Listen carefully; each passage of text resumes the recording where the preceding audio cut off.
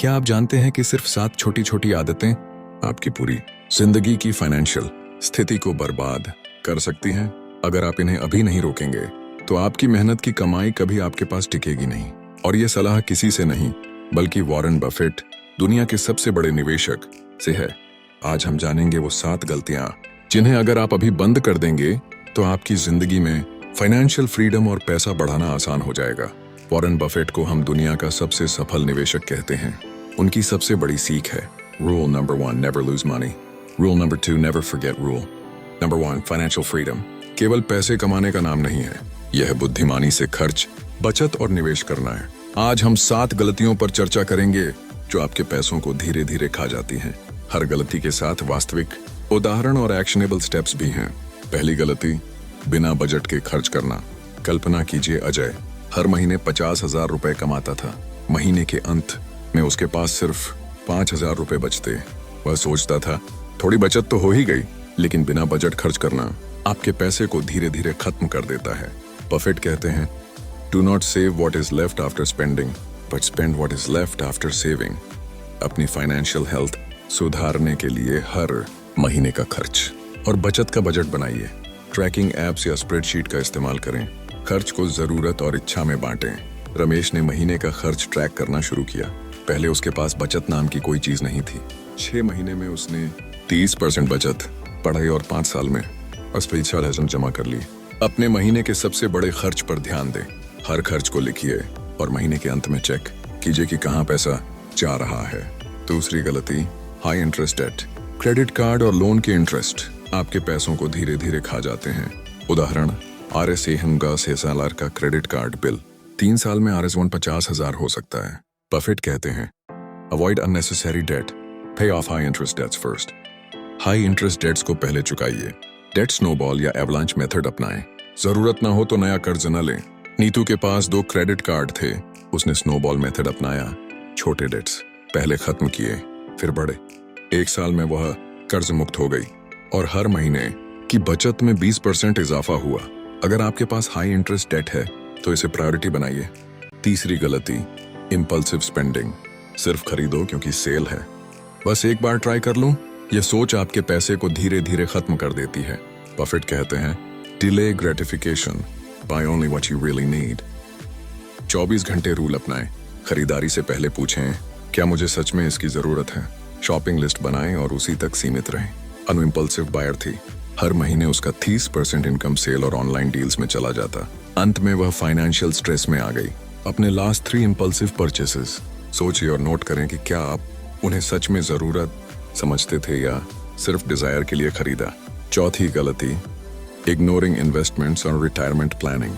अधिकांश लोग सोचते हैं, मैं अभी कमाता हूँ, बाद में सोचूंगा। यही आदत आपको लंबे समय में अमीर बनने से रोकती है।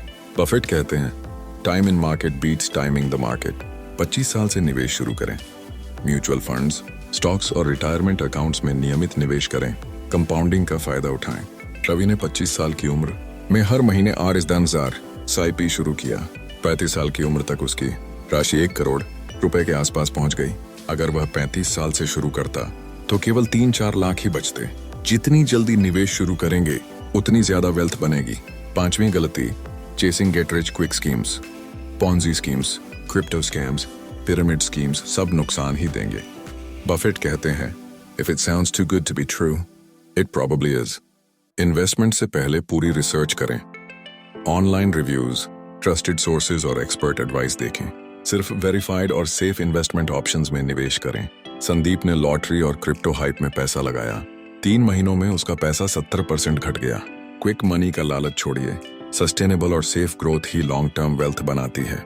छठी गलती, not having emergency fund. Medical emergency या सडन जॉब लॉस से फाइनेंशियल क्रैश हो सकता है। बफेट कहते हैं, prepare for the worst, hope for the best. अपने लिविंग एक्सपेंसेस का 6-12 महीनों का फंड तैयार करें। इसे लिक्विड एसेट्स में रखें ताकि जरूरत पड़ते ही एक्सेस हो सके। हर महीने फंड में थोड़ा पैसा डालें। राहुल के पास इमरजेंसी फंड नहीं था। जॉब लॉस होने के बाद उसे हाई इंटरेस्ट लोन लेना पड़ा। इमरजेंसी फंड सबसे जरूरी फाइनेंशियल हैबिट है। 7वीं गलती, इग्नोरिंग फाइनेंशियल एजुकेशन। बफेट हमेशा पढ़ते और सीखते हैं। वह कहते हैं, the more you learn the more you earn. हर महीने कम से कम एक फाइनेंशियल बुक पढ़ें। पॉडकास्ट और ऑनलाइन कोर्सेज का स्केड्यूल बनाएं, कंपाउंडिंग, इन्फ्लेशन और रिस्क मैनेजमेंट सीखें। एक छोटे निवेशक ने फाइनेंशियल लिटरेसी इग्नोर की। 10 साल में उसने काफी पैसा खो दिया, लेकिन उसके दोस्त ने सीखकर अपने पैसों को 5 गुना बढ़ाया। नॉलेज सबसे पावरफुल इन्वेस्टमेंट है। अब समय है एक्शन लेने का। बजट बनाइए, हाई इंटरेस्ट डेट्स खत्म कीजिए, इंपल्सिव स्पेंडिंग को रोकिए, नियमित निवेश शुरू कीजिए, इमरजेंसी फंड बनाइए और फाइनेंशियल एजुकेशन सीखिए। फाइनेंशियल फ्रीडम कोई सपना नहीं है, सिर्फ सही आदतों, सही प्लानिंग और थोड़ी लगन से आप इसे वास्तविकता में बदल सकते हैं। सोचिए, आज आपने क्या सीखा और इसे अपनी जिंदगी में कैसे इंप्लीमेंट करेंगे। अपने नोट्स में लिखिए और अगले महीने के लिए प्लान बनाइए।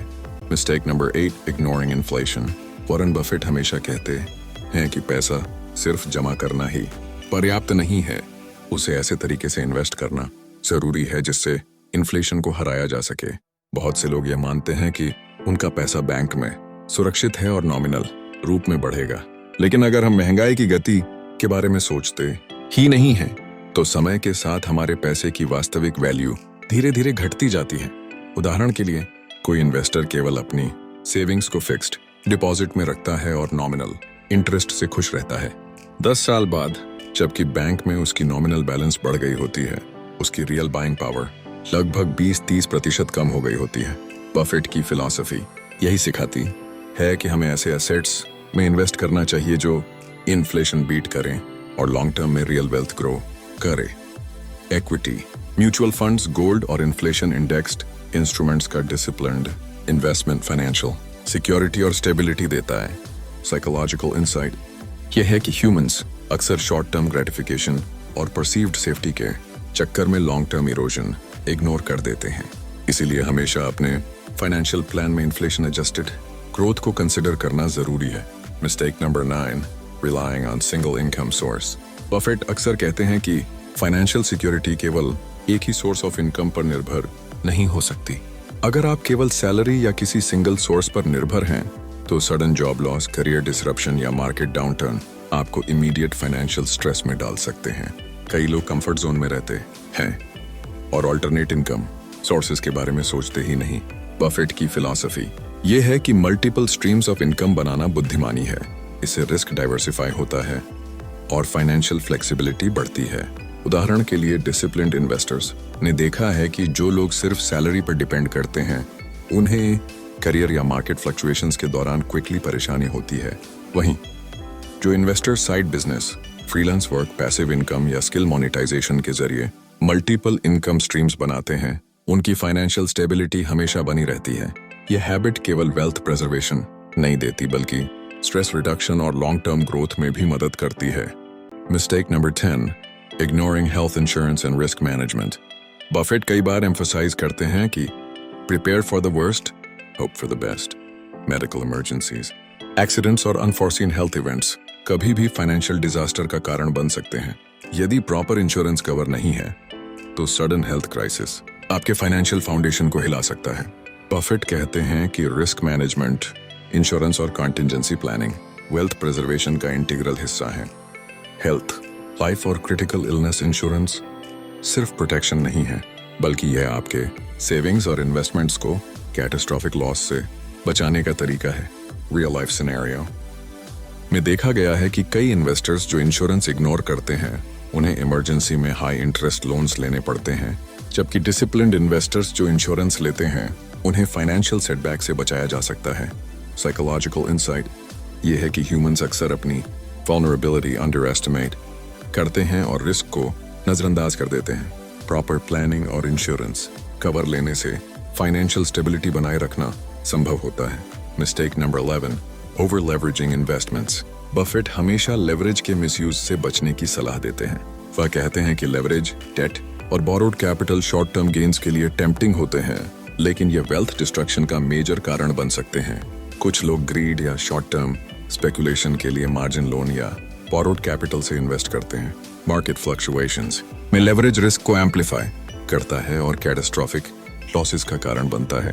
बफेट की फिलॉसफी यही है कि डिसिप्लिन्ड इन्वेस्टमेंट, पेशेंस और अपनी कैपिटल लिमिटेशंस के भीतर रहकर निवेश करना ही सस्टेनेबल ग्रोथ देता है। लेवरेज को कभी भी स्पेकुलेटिव या हाई रिस्क इन्वेस्टमेंट के लिए इस्तेमाल न करें। लॉन्ग टर्म इन्वेस्टर्स जिन्होंने डिसिप्लिन्ड अप्रोच अपनाई, उन्होंने देखा है कि ओवर लेवरेजिंग ने उनके पोर्टफोलियो को इरिकवरेबल डैमेज पहुंचाया। Mistake number 12, not reviewing portfolio regularly. Buffett कहते हैं कि सिर्फ इन्वेस्टमेंट करना ही पर्याप्त नहीं है। रेगुलर रिव्यू, परफॉर्मेंस एनालिसिस और necessary adjustment long term wealth building के लिए जरूरी है। मार्केट कंडीशंस, एसेट परफॉर्मेंस और पर्सनल गोल्स लगातार बदलते रहते हैं। कई इन्वेस्टर्स जो पोर्टफोलियो रिव्यू नहीं करते, आउटडेटेड एलोकेशन, सब ऑप्टिमल रिस्क एक्सपोजर और लो रिटर्न्स फेस करते हैं। बफेट की फिलॉसफी में डिसिप्लिन मॉनिटरिंग और रीबैलेंसिंग से लॉन्ग टर्म वेल्थ ऑप्टिमाइज होती है। इन्वेस्टर्स को चाहिए कि वह हर 6 महीने या सालाना अपने पोर्टफोलियो का रिव्यू करें, अंडर परफॉर्मिंग एसेट्स को रिप्लेस करें और रिस्क एडजस्टेड एलोकेशन मेंटेन करें। साइकोलॉजिकल इंसाइट ये है कि ह्यूमंस अक्सर अस्यूम करते हैं कि वंस इन्वेस्टेड पैसा ऑटोमेटिकली ग्रो होगा, लेकिन रियलिटी में कंसिस्टेंट रिव्यू और एडजस्टमेंट जरूरी है। Mistake number 13, emotional investing. Buffett repeatedly emphasize करते हैं कि इमोशनल इन्वेस्टिंग वेल्थ डिस्ट्रॉय करता है। मार्केट में फियर और ग्रीड इंपल्सिव डिसीजंस ट्रिगर करते हैं। कई इन्वेस्टर्स मार्केट डिप में पैनिक सेलिंग करते हैं या इरेशनल बाइंग करते हैं और इसका असर उनके पोर्टफोलियो पर लॉन्ग टर्म होता है। बफेट कहते हैं कि पेशेंस, डिसिप्लिन और plan based investment long term success का कोर है। साइकोलॉजिकल इंसाइट ये है कि human brain short term loss और फियर पर अधिक रिएक्ट करता है। लॉन्ग टर्म इन्वेस्टर्स जो इमोशंस को कंट्रोल में रखते हैं, कंसिस्टेंटली वेल्थ ग्रो करते हैं। Mistake number 14, not setting financial goals. Buffett की फिलॉसफी में गोल सेटिंग बहुत महत्वपूर्ण है। वह कहते हैं कि बिना क्लियर फाइनेंशियल गोल्स के पैसा रैंडम तरीके से खर्च होता है और ग्रोथ स्लो होती है। शॉर्ट टर्म, मिड टर्म और लॉन्ग टर्म गोल्स डिफाइन करना जरूरी है। इन्वेस्टर्स जिन्होंने क्लियर गोल्स सेट किए और स्टेप बाय स्टेप अचीव किए, उन्होंने फाइनेंशियल इंडिपेंडेंस जल्दी हासिल की। गोल सेटिंग मोटिवेशन, डिसिप्लिन और डायरेक्शन देती है। साइकोलॉजिकल इंसाइट ये है कि ह्यूमंस बिना टारगेट्स के अपने रिसोर्सेज एफिशिएंटली यूटिलाइज नहीं कर पाते। Mistake number 15, ignoring tax planning. Buffett कई बार कहते हैं कि टैक्स प्लानिंग भी इन्वेस्टमेंट स्ट्रेटेजी का हिस्सा है। प्रॉपर टैक्स प्लानिंग से अननेसेसरी फाइनेंशियल लॉस अवॉइड होता है और लीगली वेल्थ बिल्ड होती है। अनप्लान्ड इन्वेस्टमेंट और ब्लाइंडली टैक्स पे करना वेल्थ एरोजन का कारण बन सकता है। बफेट रिकमेंड करते हैं कि इन्वेस्टर्स को टैक्स सेविंग इंस्ट्रूमेंट्स, डिडक्शंस और एग्जेम्पशंस को समझकर स्ट्रेटेजिक डिसीजंस लेने चाहिए। रियल लाइफ में डिसिप्लिन टैक्स प्लानिंग वाले इन्वेस्टर्स ने देखा है कि उनका कंपाउंडेड वेल्थ सिग्निफिकेंटली ग्रो हुआ। Mistake number 16, not diversifying investments. Diversification Buffett की इन्वेस्टमेंट फिलॉसफी का कोर है। वो कहते हैं कि do not put all your eggs in one basket. एक ही एसेट या सेक्टर में पैसा लगाना बहुत रिस्की है। मार्केट फ्लक्चुएशंस में डाइवर्स पोर्टफोलियो स्टेबिलिटी देता है और लॉन्ग टर्म ग्रोथ इंश्योर करता है। ओवर कॉन्फिडेंस और फैमिलियरिटी बायस इन्वेस्टर्स को सिंगल सेक्टर में रिस्ट्रिक्ट करते हैं। साइकोलॉजिकल इंसाइट ये है कि ह्यूमंस फेमिलियर या सेफ एसेट्स में इन्वेस्ट करना पसंद करते हैं, लेकिन रिस्क रिड्यूस करने के लिए सेक्टर वाइज और एसेट वाइज एलोकेशन जरूरी है। Mistake number 17, spending to impress others. Buffett repeatedly emphasize करते हैं कि अननेसेसरी लग्जरी और सोशल कंपैरिजन के लिए पैसा खर्च करना वेल्थ डिस्ट्रॉय करता है। वह कहते हैं कि लिव बिलो योर मीन्स, अपने फाइनेंशियल गोल्स पर ध्यान दें और impulsive status driven spending avoid करें। Mindful spending long term wealth secure करती है और फाइनेंशियल इंडिपेंडेंस अचीव करने में मदद करती है। साइकोलॉजिकल इंसाइट यह है कि सोशल कंपैरिजन और FOMO, fear of missing out, humans को इम्पल्सिव कंज्यूमर बिहेवियर की ओर ले जाता है। Mistake number 18, delaying retirement planning. Buffett कहते हैं कि अर्ली रिटायरमेंट प्लानिंग बहुत जरूरी है। कंपाउंडिंग का फुल फायदा तभी मिलता है जब इन्वेस्टमेंट अर्ली स्टार्ट हो। लेट स्टार्ट करने से रिटायरमेंट कॉर्पस कम बनता है और फाइनेंशियल इंडिपेंडेंस डिले होती है। सिस्टमैटिक इन्वेस्टमेंट, रिटायरमेंट अकाउंट्स और डिसिप्लिन कंट्रीब्यूशन अर्ली स्टार्ट के साथ वेल्थ बिल्ड करते हैं।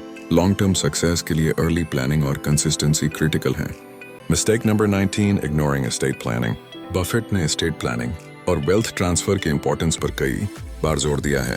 प्रॉपर विल और लीगल डॉक्यूमेंट्स से फैमिली स्मूथ इनहेरिटेंस रिसीव कर सकती है।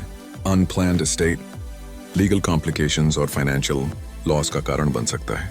बफेट की एडवाइस ये है कि वेल्थ प्रिजर्वेशन के लिए डॉक्यूमेंट करना और फैमिली को अवेयर रखना जरूरी है। साइकोलॉजिकल इंसाइट ये है कि ह्यूमंस मॉर्टैलिटी इग्नोर करते हैं, लेकिन प्लानिंग से वेल्थ एफिशिएंटली ट्रांसफर होती है। Mistake number 20, not leveraging technology. Buffett भी मॉडर्न टूल्स और एफिशिएंसी को वैल्यू करते हैं। Financial tracking apps, automated investment platforms और डिजिटल टूल्स डिसिप्लिन और कंसिस्टेंसी में मदद करते हैं। ह्यूमंस मैनुअल ट्रैकिंग भूल जाते हैं। ऑटोमेशन और टेक्नोलॉजी का सही इस्तेमाल इन्वेस्टमेंट हैबिट्स और पोर्टफोलियो मैनेजमेंट को बेहतर बनाता है। साइकोलॉजिकल इंसाइट ये है कि ह्यूमंस रिपीटेटिव टास्क्स भूल जाते हैं और एरर प्रोन होते हैं, इसलिए डिजिटल टूल्स वेल्थ बिल्डिंग में क्रिटिकल होते हैं।